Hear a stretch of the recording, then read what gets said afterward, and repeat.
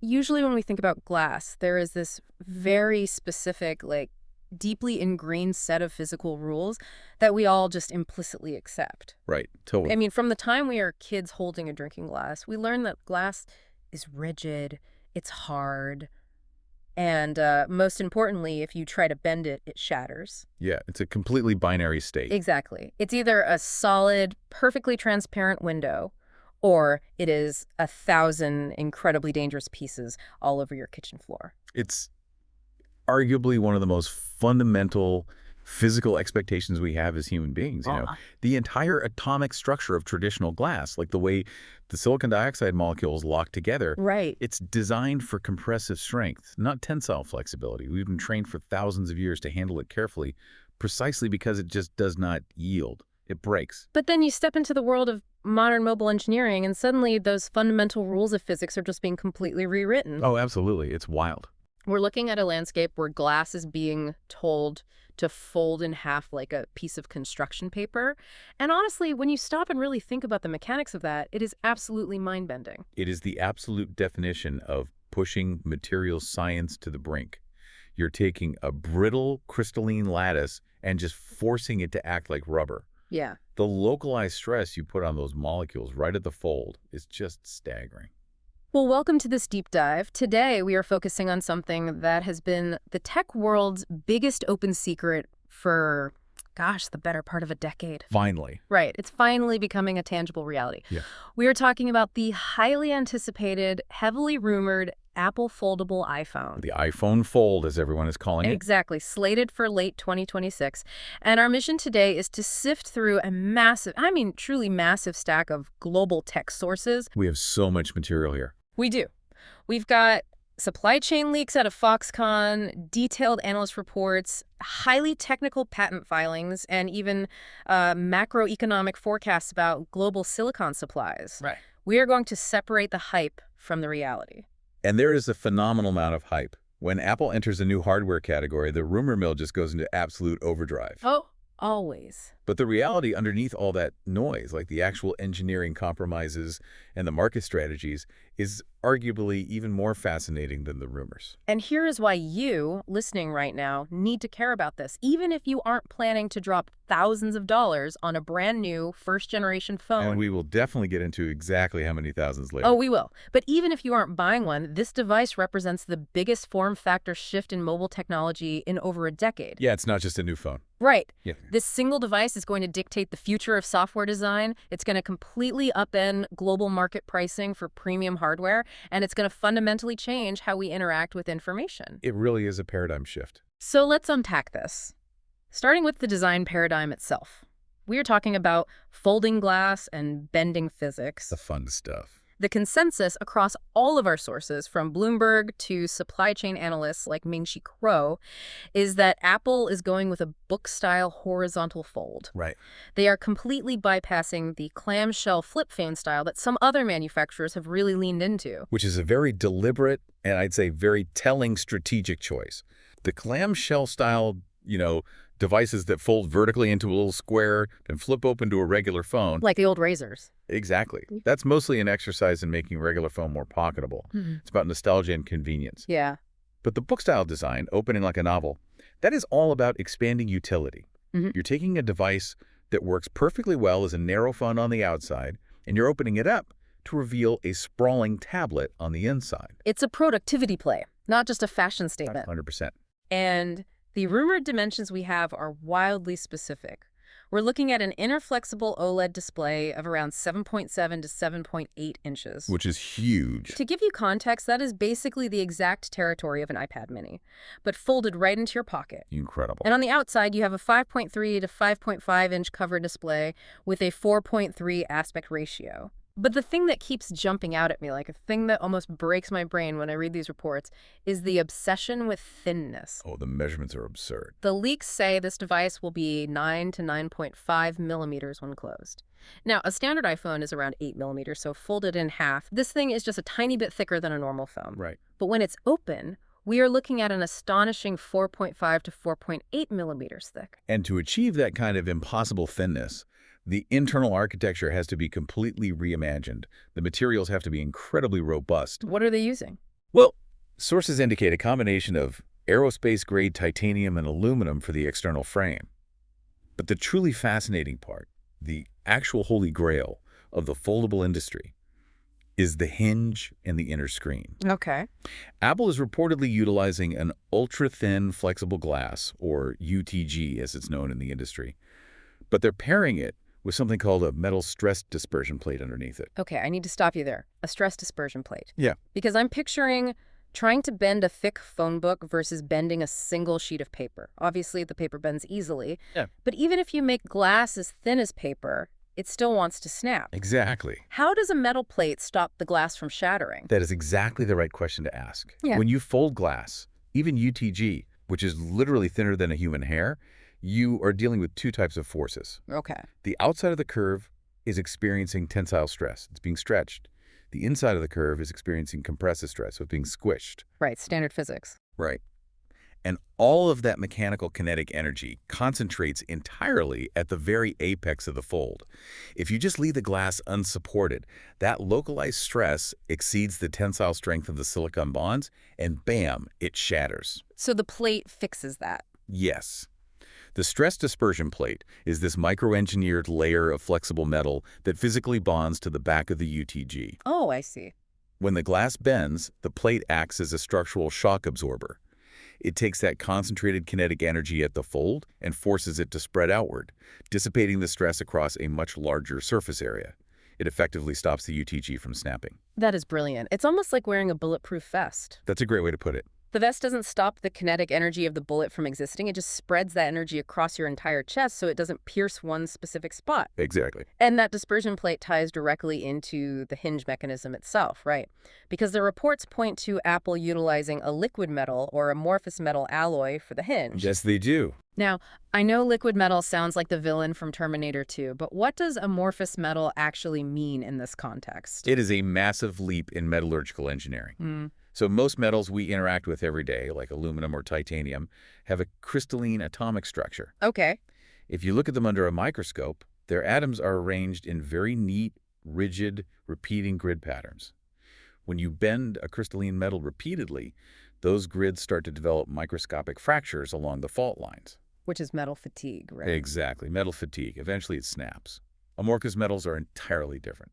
They're created by cooling molten metal alloys so incredibly fast, we're talking millions of degrees per second, that the atoms do not have time to form those rigid grids. Whoa, millions of degrees a second. Yeah, they just freeze in a randomized, chaotic, liquid-like atomic state. So because they don't have those rigid grid lines, they don't have those natural fault lines to fracture along when you bend them. You got it. Because their atomic structure is randomized, they lack the slip planes that cause standard metals to fatigue. This makes amorphous metal alloys vastly more elastic and significantly tougher than even titanium. That's crazy. They can absorb and distribute mechanical impact much more effectively without permanently deforming. So it bends, but it springs perfectly back into its original shape. And that's how Apple is designing this hinge to survive over 300,000 folds. 300,000 folds. Let's just put that in perspective for a second. It's a lot. If you check your phone, maybe 100 times a day, that is still over 8 years of nonstop daily folding before the hinge even begins to show signs of mechanical degradation. And it's not just about durability, it's about the visual experience too. Since the first foldable hit the market years ago, the absolute biggest pain point for consumers has been the crease. Oh yeah, that ditch down the middle. Exactly, that visible tactile ditch. Every time you scroll, your thumb dips into it. When light hits it, the reflection distorts. It's annoying. Apple's stated goal, according to these leaks, is a visually crease-free experience. They're targeting a crease depth of under 0.15 millimeters and an angle of under 2.5 degrees. Wow. Which is virtually imperceptible to the human eye under normal lighting. Okay, I hear all of this. I understand the amorphous metal. I understand the stress dispersion plates. But I have to push back here. Sure. We are talking about a device that is 4.5 millimeters thick when it's unfolded. That is thinner than 3 credit cards stacked together. Incredibly thin. It is basically taking 2 ultra-thin iPhone Airs and slapping them together on a hinge. How on earth do you keep a device that thin from simply snapping in half if you forget it's in your back pocket and you sit down wrong on a wooden chair? That's the nightmare scenario. Right. Does the physics actually support a bendable phone that doesn't feel like a super fragile piece of jewelry? It's a highly valid concern, and honestly, it's exactly why Apple has spent the better part of a decade in R&D while competitors rushed early, highly flawed foldables to market. Yeah, those early ones were rough. The amorphous alloys, liquid metal, aren't just a marketing buzzword. Because they can bend and spring back, they act as the perfect shock absorber. Okay. But you combine that flexible joint with the aerospace-grade titanium frame, which provides extreme, unyielding rigidity along the outer edges. Right, the frame itself doesn't bend. Exactly. You effectively create a structure that is remarkably stiff against horizontal torque, despite being only 4.5 millimeters thick. So the titanium acts like the rigid bones of the skeleton, and the liquid metal acts as the flexible cartilage in the joint. Perfect analogy. That makes sense. But, and this is a massive, but achieving this impossible 4.5 millimeter thinness means that something had to be sacrificed. Oh, absolutely. You cannot cheat the laws of physics without leaving something substantial on the cutting room floor. And when we look at the next major theme in our research, the physical sacrifices Apple is reportedly making are going to be incredibly controversial for longtime users. Indeed. We're looking at some fascinating hardware omissions that many power users might actually categorize as a step backward. Let's talk about the biometrics in the cameras. Our sources across the board, including deep dives from 36killer and notes from Ming-Chi Kuo, are reporting that Apple is completely abandoning Face ID for this foldable. Which is huge. It's massive. The TrueDepth camera module, the complex laser matrix that maps your face, is simply too thick to fit inside a 4.5 millimeter casing. There's literally no physical room for it. Right. So they are going backward. They are returning to Touch ID, integrating the fingerprint sensor into the side power button, which is very similar to how the current iPad Air operates. If we pull back and look at the ecosystem psychology here, this is a massive pivot for Apple and its user base. Yeah, definitely. Think about the last several years. Apple has relentlessly trained consumers that Face ID is the ultimate non-negotiable premium standard. They really have. They convinced the world that looking at your phone to unlock it, to authenticate banking apps, to buy things, is the secure, seamless future. Touch ID was slowly relegated to the budget SE models and the standard tier iPads. Moving backward to a physical fingerprint sensor on what will undoubtedly be their most expensive flagship device is a fascinating concession to the sheer limits of spatial engineering. I have to use an analogy here because this is really sticking with me. Let's hear it. It's like buying a multi-million-dollar, ultra-sleek, futuristic, tiny home. You buy it, and you get this incredible, breathtaking aesthetic. The architecture is amazing. The walls are all glass. It's the envy of the neighborhood. That's nice. But the catch is you have to throw out your massive, comfortable king-size bed because the frame literally will not fit through the front door.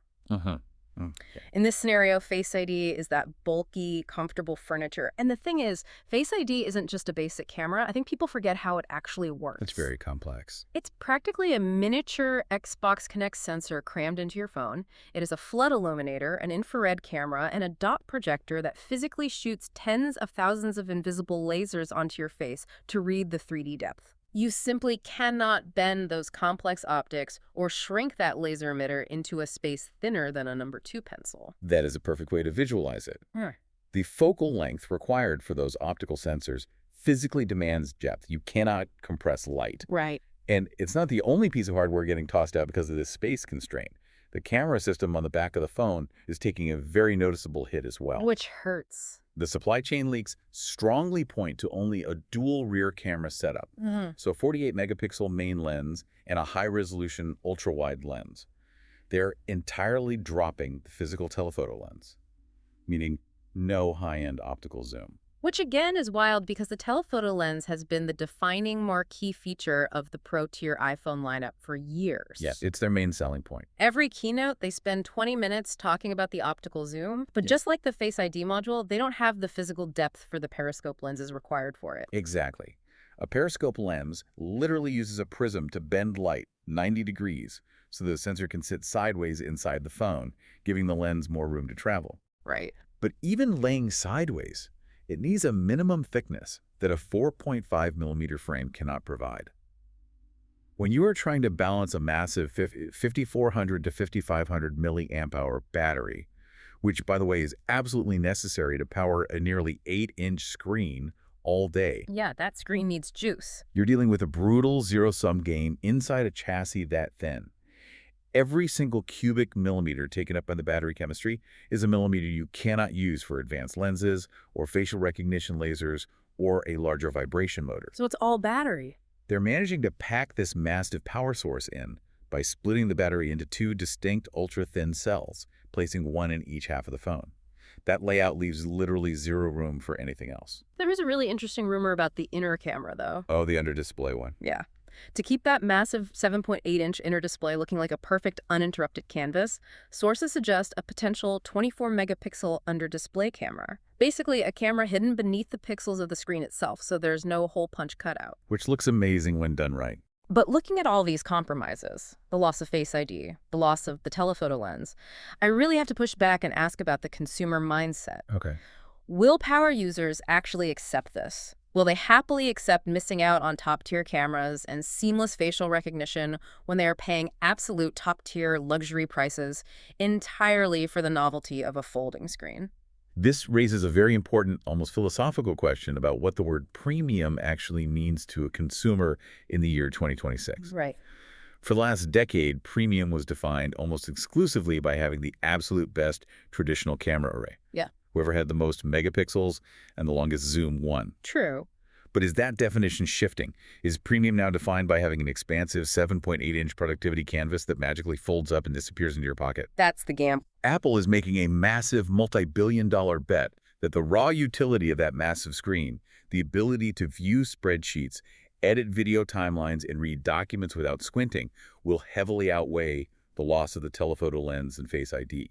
They're betting the form factor itself is the premium feature.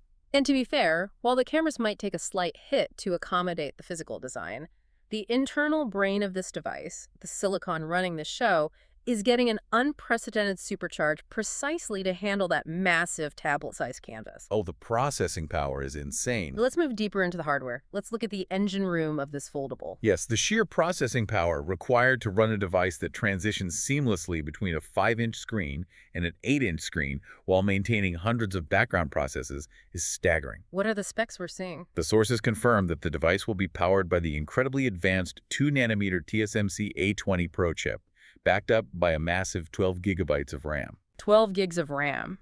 I want to pause on that because that is more RAM than a significant percentage of standard laptop computers people are using in their offices right now. It's desktop-level memory. And it's not just standard RAM. The reports say it's utilizing something called wafer-level multi-chip module technology, or WMCM. Yes, WMCM. Now, let me see if I understand this correctly.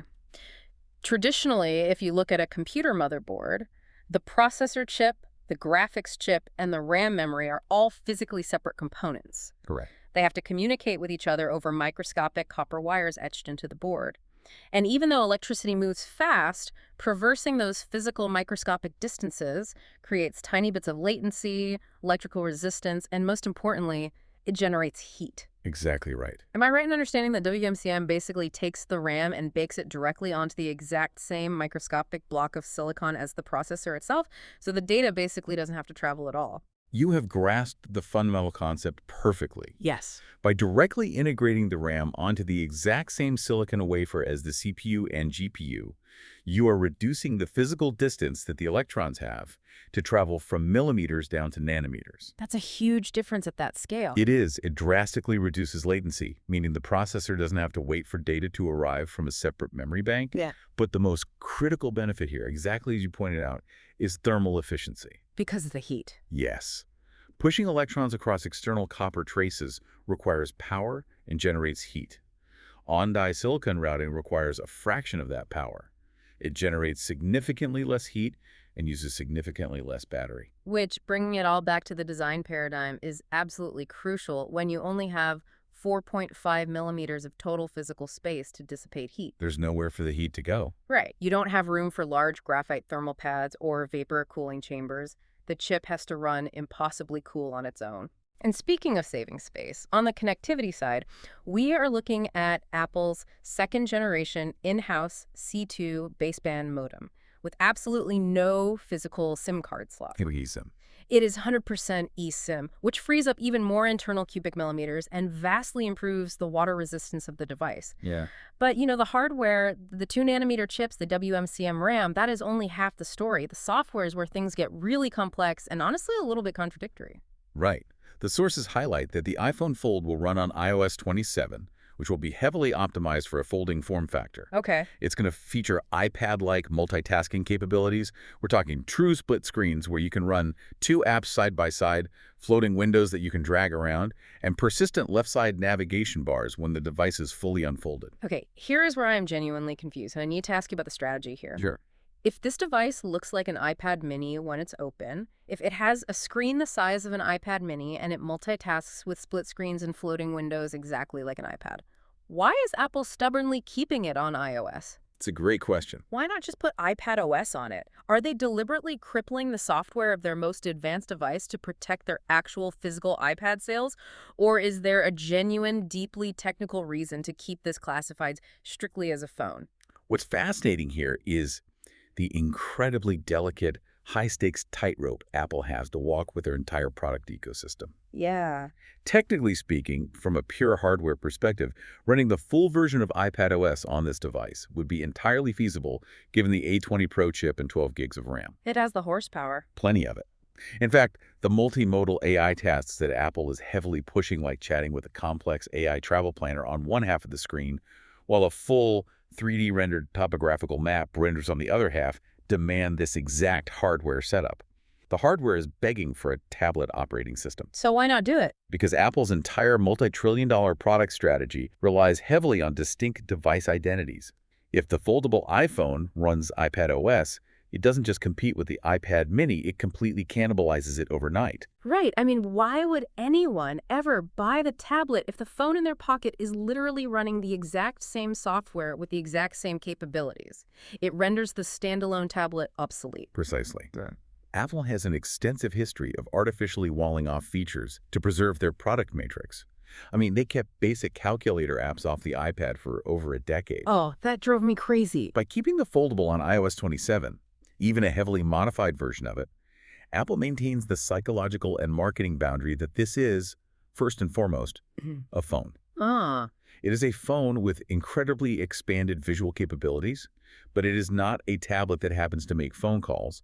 They are giving you the iPad-like multitasking features that you need to utilize the 7.8-inch screen, but they are restricting the full iPad software ecosystem like full support for certain pro-level apps or desktop-class window management to preserve their sales matrix. That is just a ruthless masterclass in market self-preservation. They are controlling the software not because of technical limits, but because of financial strategy. Exactly. But, all the software optimizations in the world, all the incredibly complex 2-nanometer manufacturing processes and the 12 gigabytes of thermally efficient RAM, none of it matters even a little bit if that beautiful 7.8-inch internal screen gets completely ruined because you accidentally dragged a slightly too long fingernail across it. Or the sharp pocket lint got trapped in the hinge. Yes. Which leads us perfectly into what is, without a doubt, the most sci-fi mind-blowing rumor we found in this entire stack of research. If Apple genuinely solves the durability problem with what we're about to discuss, they aren't just making a cool phone. They are removing the single biggest psychological barrier to entry for the average consumer. You're talking about the self-healing display technology. And yes, if realized, it completely alters the trajectory of mobile hardware. I am. Let's look closely at this incredible 2020 Apple patent application that 9to5Mac originally dug up, which is now surfacing again in the supply chain chatter. The patent explicitly describes a self-healing display cover layer designed specifically for bendable, foldable housings. If we look back at the historical context here to understand why this patent exists, we have to remember the absolute PR disaster of the original Samsung Galaxy Fold launch back in 2019. Oh, that was rough. It is a cautionary tale that every engineer at Apple has likely memorized. The early review units went out to tech journalists, and within 48 hours, the screens were failing globally. I remember people were peeling off what they thought was a screen protector. Yes. Some reviewers were peeling off what they mistakenly thought was cheap plastic, but it was actually a vital structural layer of the display, completely destroying the screen. tiny microscopic bits of debris and dust were getting under the poorly sealed hinge mechanism and physically pressing upward into the incredibly soft inner display, causing dead pixels and permanent creeping black spots. Just a nightmare. Because the inner screens of foldables physically have to be softer than standard tempered glass to allow for the tight bend radius, they are inherently highly susceptible to permanent scratching and denting. Softness allows bending, but softness also invites damage. So how does Apple's patent propose to fix this inherent flaw? The technology described in this filing says the coating material covering the inner screen can automatically fill in dents and scratches without any human intervention. Right. When I was reading this, the only analogy that made sense to me was a memory foam mattress. If you take a memory foam mattress and you press your hand deeply into it, you leave a very clear, defined indent. But if you walk away and give it some time, the foam slowly expands and bounces back to its original, perfectly flat state. Is that essentially what Apple is trying to do with a piece of glass? On a molecular level, yes. It is firmly grounded in the complex material science of elastomers and shape memory polymers. Okay, shape memory polymers. These are highly advanced synthetic materials that are designed at the molecular level to remember their original cured state. When a traditional piece of rigid glass is scratched by a key, the chemical bonds are violently, permanently severed. Material is literally gouged out. Yeah, you lose some of the glass. But when a shape memory polymer is deformed by a fingernail or a stylus, the molecular chains aren't broken. They are merely stretched or pushed aside into a new, temporary configuration. Wow. What is absolutely fascinating here is that Apple's engineering approach is entirely counterintuitive. They aren't trying to make the foldable glass harder. Making glass harder inherently makes it more brittle, which means it will instantly shatter when subjected to the mechanical stress of folding. Right, going back to what we said at the start. Exactly. Instead, they are trying to make the screen alive, in a sense. Yeah. They're utilizing advanced polymer chemistry to create a surface layer that is capable of resetting its own physical state over time. And the triggers for this resetting or healing process read like they are straight out of a sci-fi novel. The patent outlines that the healing could occur naturally over time at room temperature, or, and this is the crazy part, it could be expedited by externally applied stimuli. Yes, active healing. Things like heat, light, a tiny electric current, or even initiated automatically by the software while the device is plugged in and charging at night. But wait, I have to jump in here and challenge the physics of that. Go for it. If it uses heat to trigger the molecular healing process while it's plugged in and charging, won't that completely degrade the battery? Heat is the absolute, undisputed nemesis of lithium-ion battery chemistry. It destroys their capacity to hold a charge. It absolutely does. How do you intentionally heat up a screen safely on a device that is only 4.5 millimeters thick when that screen is sitting mere millimeters on top of a massive 5,500 milliamp hour battery? It sounds like a recipe for a battery fire. That specific contradiction is the multi-billion-dollar engineering puzzle that Apple has been trying to solve. If they use heat to excite the polymers, it absolutely cannot be ambient heat. It would have to be incredibly localized, highly targeted microheating. So just heating the scratch? Exactly. Interestingly, the patent actually addresses this. It mentions integrating a nearly invisible layer of transparent conductors, forming a dedicated heating layer specifically within the upper strata of the display cover, completely thermally isolated from the battery compartment below. Okay, that's clever. The device's software could theoretically detect a scratch, map its exact coordinates, and run a microscopic electric current, a process called joule heating, through this transparent layer only across that specific, localized scratched area while the device is charging. This is zapping the one spot. Right. It would generate just enough highly concentrated, localized warmth to excite the polymer chains and trigger the healing process without raising the ambient temperature of the delicate battery beneath it. That is an incredibly intricate, almost surgical use of electricity. But if they pull it off, if they actually manage to release a foldable phone where the screen heals its own scratches overnight. If they pull it off and successfully deploy self-healing, visually crease-free screens, it completely shifts the global market dynamic overnight. Yeah, it would. As we discussed, the absolute #1 consumer fear regarding foldable phones, the reason millions of people haven't bought one yet, is fragility. Oh, for sure. Consumers are thinking, I don't want to spend $2,000 on a screen I can ruin with my fingernail. If Apple eliminates that fear, it legitimizes the entire category, and it will force every single competitor in the Android space to scramble to catch up. Which flows perfectly into looking at the actual market landscape. Apple stepping into the ring against the deeply entrenched Android vanguard. Let's look at the numbers. Yeah, let's look closely at the numbers provided by Counterpoint Research and IDC. The global foldable market right now is healthy, it is growing, but compared to standard phones, it is still relatively small. They shipped roughly 28 million foldable units globally in 2025. Right. And that number is projected to jump 20% to over 34 million in 2026. Right now, Samsung absolutely dominates this space. They have a massive 68% global market share. They own it. But the industry analysts are predicting something wild. They project that Apple will capture between 22% and 28% of the entire global foldable market almost immediately upon launch. Which is a staggering, almost unprecedented projection for a first-generation device entering a mature category. It really is. To capture nearly a third of a global hardware market in your first 12 months requires a massive tectonic disruption.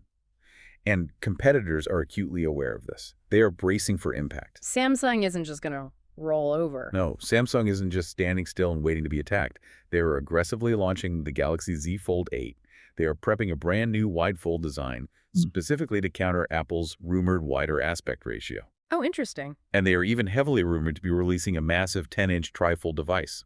Basically a phone that uses 2 hinges to fold into thirds, priced around an astronomical $2,500. 2 hinges. That's crazy. Plus, Google is preparing the Pixel 11 Pro Fold, heavily leaning into their native AI integrations, and Motorola is launching a refined, book-style Razr Fold to compete directly in the enterprise and productivity space. And the supply chain leaks give us a really fascinating look into the bizarre frenemy dynamics of the tech world. The production leaks confirm that Foxconn has been selected as the exclusive assembler of the physical device. But ironically, who is supplying the custom screens? Samsung Display. Exactly, Samsung Display. Samsung is providing the custom LTPO OLED panels for Apple's phone. They reportedly have initial orders of 7 to 11 million panels, though large-scale, mainstream volume of 20 million units might not hit until 2027 due to the sheer complexity of the manufacturing process. It's a hard screen to make. So let's pause. What exactly is an LTPO OLED panel, and why does Apple need Samsung to make it? It's a great question, and it dives into the heart of display technology. LTPO stands for low-temperature polycrystalline oxide. It is a highly advanced backplane technology for OLED screens. Traditionally, mobile screens used LTPS technology, which is great for fast, fluid motion, but terrible at saving power when the screen is static.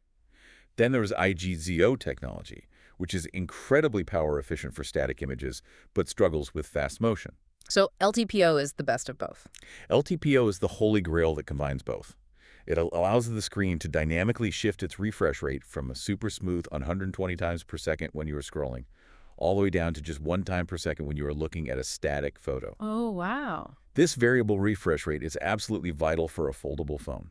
Because you are powering an enormous 7.8-inch inner screen, if it ran at full speed constantly, the battery would be dead in 3 hours. Right. LTPO saves the battery. And Samsung Display is simply the most advanced manufacturer of these specific flexible LTPO panels in the world. So yes, Samsung's mobile division is bracing for war with Apple, while Samsung's display division is gleefully cashing Apple's checks. That is the incredibly complex, interwoven web of global tech supply chains.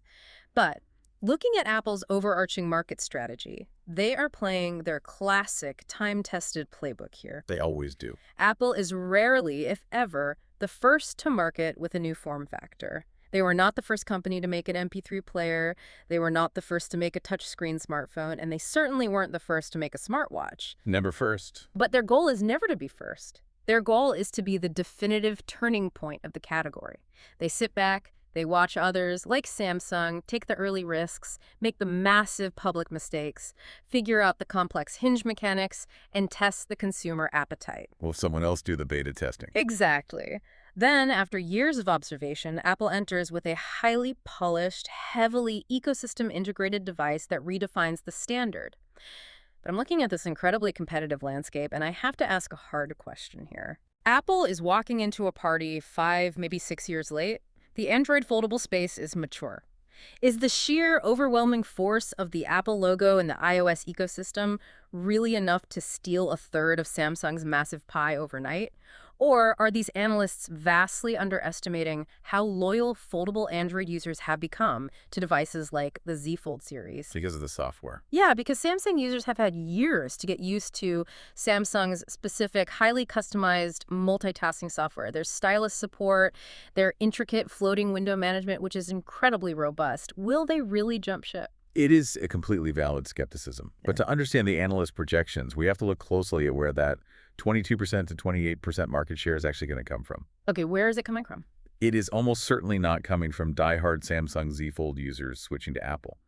Those users, as you noted, are deeply entrenched in Android-specific multitasking paradigms. Right. The massive wave of adoption is going to come from Apple's own massive, deeply entrenched iPhone user base. There are literally millions of iOS power users out there, corporate executives, digital creatives, massive tech enthusiasts, who have looked at Android foldables with intense envy for over half a decade. They want the hardware, but not the software. Exactly. They want a folding phone. But they've categorically refused to abandon the walled garden. They won't leave iMessage, they won't abandon their massive iCloud photo libraries, and they certainly won't give up their Apple Watches. So true. Apple's entry into the foldable space legitimizes the book-style form factor for them.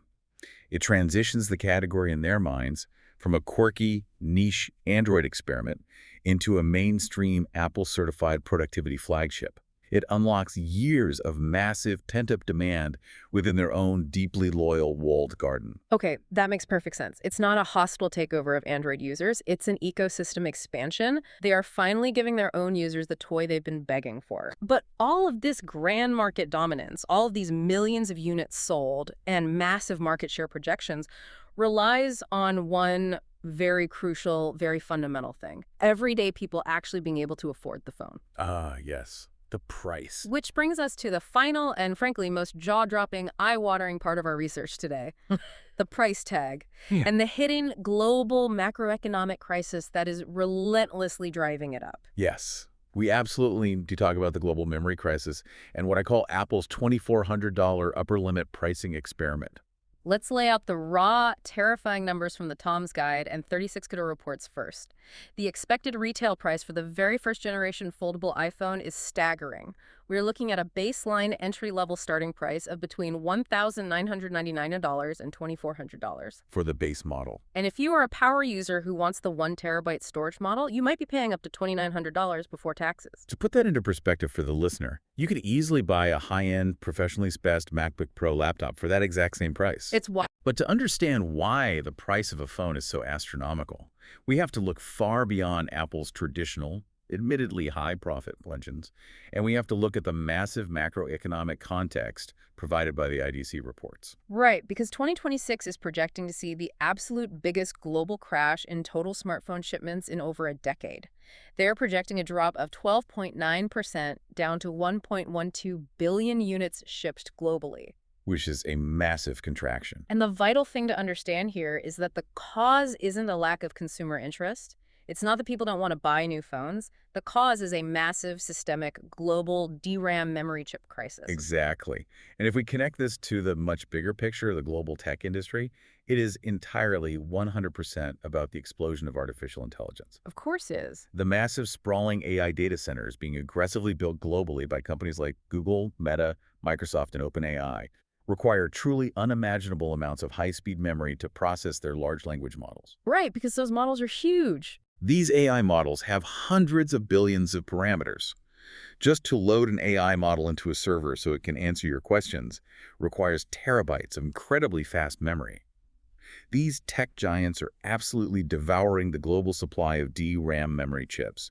They are buying them by the millions, in bulk, at massive premium prices, straight from foundries like TSMC and Samsung. I was trying to explain this to a friend yesterday, and I said, it's like the global AI industry is an incredibly thirsty, massive giant that is aggressively drinking all the water in the town well. That's a good way to look at it. And the smartphone makers, even massive ones like Apple, are just the regular villagers left scrambling and fighting over the very few drops remaining at the bottom of the well. And of course, basic supply and demand dictates that the cost of those few remaining drops skyrockets to unprecedented levels. And ultimately, they pass that exorbitant cost directly to us, the consumers. Exactly. That is an exceptionally accurate analogy.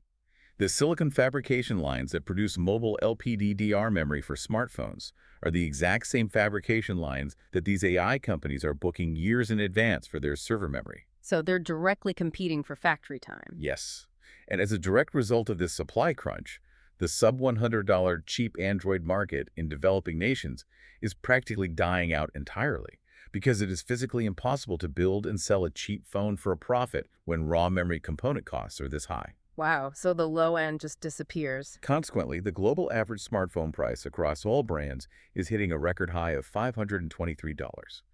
But bringing it back to the iPhone Fold, that rumored $2,400 price tag isn't just the standard Apple tax or the high cost of the aerospace titanium frame or the R&D behind the liquid metal hinge. It's the memory. Your luxury foldable smartphone is now directly competing on the global supply chain for the exact same silicon memory parts needed to build multi-billion-dollar AI supercomputers. Okay, I understand the supply chain crunch. I understand the AI data center demands. But seriously, $2,400 for a phone. I have to ask, at what point does a piece of consumer technology stop being a consumer good and cross the line into being a pure luxury status symbol? That's the real question. A $10,000 Rolex tells the exact same time as a $20 Casio. Are they pricing this foldable so incredibly high because the raw component costs genuinely force their hand, or is this a highly calculated, deliberate move? What do you mean? Well, because they know they can only physically produce maybe 3 to 5 million units in 2026 anyway, due to manufacturing bottlenecks. So they want to artificially cap consumer demand while absolutely maximizing the profit margin on every single unit sold. It is almost certainly a strategic combination of both factors. Yes, the raw component costs, the advanced UTG glass, the custom LTPO Samsung display panels, the incredibly complex 12 gigabytes of WMCM RAM are exorbitantly high. The bill of materials on this device is massive. Right. But this pricing strategy also represents the continuation of a fascinating years-long economic experiment conducted by Apple. They've been running this specific elasticity test on their consumer base since they controversially introduced the iPhone X for $1,000 back in 2017. Oh, I remember people losing their minds over a $1,000 phone. They are constantly, meticulously trying to find the absolute ceiling of consumer spending elasticity. How much will the most dedicated status-conscious power users pay for the ultimate top-tier Apple device? Every single time analysts write columns saying, this is it, this is too expensive, the market will reject it, it will fail, Apple goes on to sell tens of millions of units. It's true. They're continually testing the absolute upper limits of brand loyalty and status signaling. It is an audacity that only Apple, with its incredibly sticky ecosystem, can really pull off successfully. Let's bring this all together because we have covered an immense amount of ground today. We really have. We have gone deep into the complex blueprint of a device that is poised to fundamentally shake up the tech world. We started by exploring an impossibly thin 4.5 millimeter marvel of material science, diving into how they are utilizing amorphous liquid metal hinges and aerospace titanium frames to literally bend the physical rules of glass. And we meticulously navigated the necessary and highly controversial sacrifices that engineering demanded. The physical loss of the Face ID dot projector and the telephoto periscope camera traded away in exchange for raw, unadulterated computational power. Yeah. The 12 gigabytes of integrated RAM and the 2-nanometer A20 Pro chip required to seamlessly drive multimodal AI tasks in complex iPad-style split-screen multitasking on iOS 27. We looked at the absolute sci-fi brilliance of a potentially self-healing inner screen that could use microscopic electric currents to physically fix its own scratches overnight. Still blows my mind. And finally, we zoomed all the way out to see how this single piece of consumer hardware is stepping into a highly volatile, highly contested global market, battling Samsung's entrenched dominance, and navigating a massive AI-driven memory chip crisis to launch what will undoubtedly be the most expensive iPhone in the history of the company. The implications of this launch are vast and far-reaching. Even if you, the listener, never spend $2,400 on a smartphone, you will absolutely feel the ripple effects of this device. Oh, without a doubt. The way third-party developers design their apps to seamlessly transition between different screen sizes, the way mobile multitasking paradigms evolve across the industry, and how the entire tech sector prices premium hardware moving forward, all of it will be heavily influenced by the wake of the iPhone Fold. Exactly. It is a true paradigm shift. And before we wrap up, I want to leave you with a completely new, somewhat provocative thought to mull over, a little glimpse into the next decade. Okay, let's hear it. We know Apple is heavily investing in this foldable device that magically opens up into an iPad-like productivity tablet. But from dozens of other supply chain reports, we also know they are quietly but aggressively developing lightweight, everyday augmented reality smart glasses. That is correct. The wearable computing ecosystem is rapidly expanding far beyond the wrist. So think about this future scenario. If you have lightweight smart glasses on your face, seamlessly projecting your immediate notifications, your turn-by-turn directions, and your quick messages directly into your field of view, Yeah. and you have a foldable device tucked in your pocket that opens up into a full immersive 8-inch tablet for heavy computing, media consumption, and deep productivity, what happens to the standard traditional phone? Oh, that's an interesting thought. Are we currently witnessing the intentional, highly calculated, slow death of the traditional standalone smartphone? 10 years from now, will the rigid, single-screen slab phone that is currently sitting in your pocket look as incredibly ancient and charmingly obsolete as a rotary dial telephone does to us today? It is a genuinely fascinating technological progression. The monolithic slab form factor that we have relied on for nearly 20 years to do absolutely everything might finally be fracturing into highly specialized, purpose-built tools. Exactly. The glasses handle the quick information, the foldable handles the heavy lifting, and the slab phone simply ceases to exist. It changes absolutely everything about how we interact with the digital world. Bending glass isn't just a neat magic trick to sell a more expensive gadget. It might just be the exact pivot point that ends the era of the slab phone forever. Thank you so much for joining us on this deep dive into the bleeding edge of mobile technology. Keep questioning the physical limits of the things you use every single day, and we'll catch you on the next one.